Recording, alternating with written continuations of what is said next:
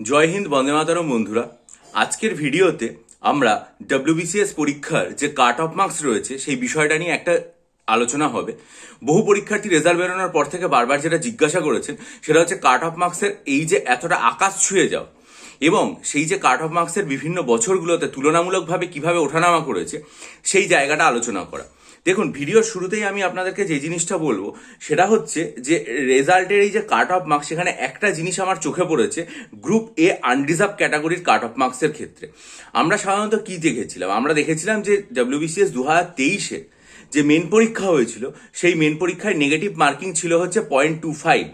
তাহলে negative marking যদি 0.25 থাকে তাহলে সেক্ষেত্রে যে কাট অফ মার্কসটা হবে সেটা শেষের দিকে হয় 0.25 থাকবে, নতুবা 0.5 থাকবে, বা 0.75 থাকবে, অথবা 0.00 এরকম হবে, রাউন্ড ফিগারে আসবে। কিন্তু আশ্চর্যজনকভাবে আমি যেটা দেখলাম সেটা হচ্ছে যে আনরিজার্ভ ক্যাটাগরির ক্ষেত্রে গ্রুপ এতে যে কাট অফ মার্কসটা হয়েছে সেটা হচ্ছে 1115.17। দেখুন, শেষে 17 আছে। মানে এই জিনিসটা আমি বুঝিনি। এটা হয় 0.25 হতো, অথবা 0.5 হতো, অথবা 0.75 হতো, অথবা 0.00, মানে পুরো রাউন্ড ফিগারে হতো। কিন্তু এখানে যেটা আছে সেটা হচ্ছে 1115.17। মানে এই একসাথ ব্যাপারটা কাট অফের ক্ষেত্রে কিভাবে এলো এই জিনিসটা আমি আর কি ঠিক বুঝতে পারলাম না।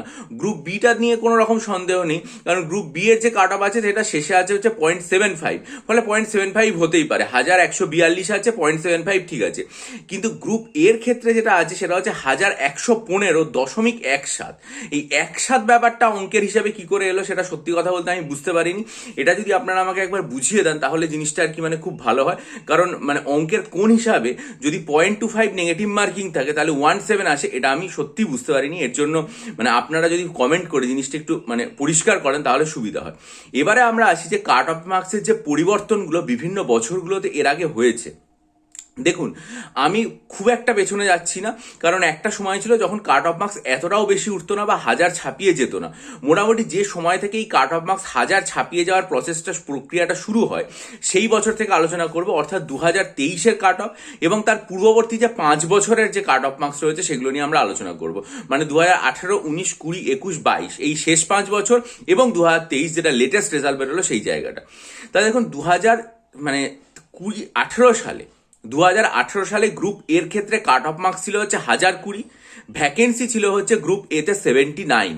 ঠিক আছে, টোটাল সিলেক্টেড ক্যান্ডিডেট ছিল 79, কাট অফ মার্কস ছিল গ্রুপ এর ক্ষেত্রে 1020। 2019 সালের ক্ষেত্রে গ্রুপ এতে কাট অফ মার্কস ছিল হচ্ছে 1038 এবং সিলেক্টেড ক্যান্ডিডেট ছিল হচ্ছে 70। 2020 সালে কাট অফ মার্কস গিয়ে দাঁড়ায় 1117 এবং ভ্যাকেন্সি যেটা রয়েছে সেটা হচ্ছে 77। 2021 সালের ক্ষেত্রে সেটা হয়ে যায় 1051 এবং ভ্যাকেন্সি দাঁড়ায় 92। 2022-এর ক্ষেত্রে ভ্যাকেন্সি ছিল হচ্ছে 153 এবং কাট অফ ছিল হচ্ছে 1057। এবছর আবার যেটা হলো সেটা হচ্ছে 1115 আর সিলেক্টেড ক্যান্ডিডেট যেটা হয়েছে সেটা হচ্ছে 131। ঠিক আছে। আবার গ্রুপ বি এর ক্ষেত্রে দেখুন, 2018 সালে কাট অফ মার্কস ছিল 1034, সিলেক্টেড ক্যান্ডিডেট ছিল হচ্ছে 13 জন। 2019 সালের ক্ষেত্রে কাট অফ মার্কস ছিল হচ্ছে গ্রুপ বিতে 1026 এবং সিলেক্টেড ক্যান্ডিডেট ছিল হচ্ছে 17। 2020 সালে ছিল হচ্ছে 1113, সিলেক্টেড ক্যান্ডিডেট ছিল 24 জন। 2021 সালে কাট অফ মার্কস ছিল হচ্ছে 1070, ভ্যাকেন্সি ছিল হচ্ছে 24। 2022 সালে কাট অফ মার্কস ছিল 1087 এবং ভ্যাকেন্সি অর্থাৎ সিলেক্টেড ক্যান্ডিডেট ছিল 5 জন। 2023 সালে এবছর 1142.75 এবং ভ্যাকেন্সি সিলেক্টেড ক্যান্ডিডেট হচ্ছে 16 জন। তাহলে আপনারা একটা জিনিস এখান থেকে স্পষ্টভাবে দেখতে পাচ্ছেন যে কাট অফ মার্কস 2020 সালে অর্থাৎ করোনার সেই প্রবল প্রকোপে যে সময় পরীক্ষা হয়েছিল 2020 সালে প্রিলিমস এবং 2021-এর আগস্টে মেন পরীক্ষা হয় যেটা, সেই সময় কাট অফ চলে গেছিল হচ্ছে গ্রুপ এর ক্ষেত্রে 1117 এবং গ্রুপ বি এর ক্ষেত্রে ছিল হচ্ছে 1113। ঠিক আছে। তা এছাড়া কিন্তু কোনোবার কাট অফ মার্কস 1100 ছাপিয়ে যায়নি। কিন্তু এবার পুনরায় যেটা হলো সেটা হচ্ছে গ্রুপ এ এবং গ্রুপ বি এর ক্ষেত্রে কাট অফ মার্কস যেটা রয়েছে সেটা আর কি 1100 ছাপিয়ে গেল। অর্থাৎ 2023 সালের ডব্লিউবিসিএস এ কিন্তু গ্রুপ এর ক্ষেত্রে যেটা হলো সেটা হচ্ছে 1115 কাট অফ মার্কস হলো এবং গ্রুপ বি এর ক্ষেত্রে যেটা হলো সেটা হচ্ছে 1142। এবং আজ পর্যন্ত ডাব্লিউবিসিএস পরীক্ষার রেজাল্ট যারা ভালোভাবে পর্যবেক্ষণ করবেন তারা দেখবেন যে গ্রুপ বি এর কাট অফ যেটা হয়েছে সেই কাট অফ আজ পর্যন্ত মানে ডাব্লিউবিসিএস এর ইতিহাসে কোনোদিন হয়নি। 1142 কাট অফ মার্কস, এটা ডাব্লিউবিসিএস এর ইতিহাসে সর্বোচ্চ। এবং গ্রুপ এর ক্ষেত্রে একবারই মাত্র কাট অফ এর থেকে বেশি হয়েছিল 2 নম্বর 2020-তে, সেটা হচ্ছে 1117। এবার সেটা 1115, অর্থাৎ দ্বিতীয় সর্বোচ্চ। এইটা পরিষ্কারভাবে রেজাল্ট দেখলে বুঝতে পারা যায় যে যে পরিমাণে কাট অফ মার্কস আর কি মানে প্রচণ্ড পর্যায়ে বৃদ্ধিপ্রাপ্ত হয়েছে গ্রুপ এ এবং গ্রুপ বির ক্ষেত্রে, সেটা মানে মানে অকল্পনীয়। এবং যে সমস্ত মানে আমরা তো 2000 যে কি বলে ওটাকে 2020 সালে ডাব্লিউবিসিএস প্রিলিমিনারি হয়েছিল কবে? জানুয়ারি মাসে 2020। মেন পরীক্ষা হয়েছিল কবে? 2021 সালের অগস্ট মাসে।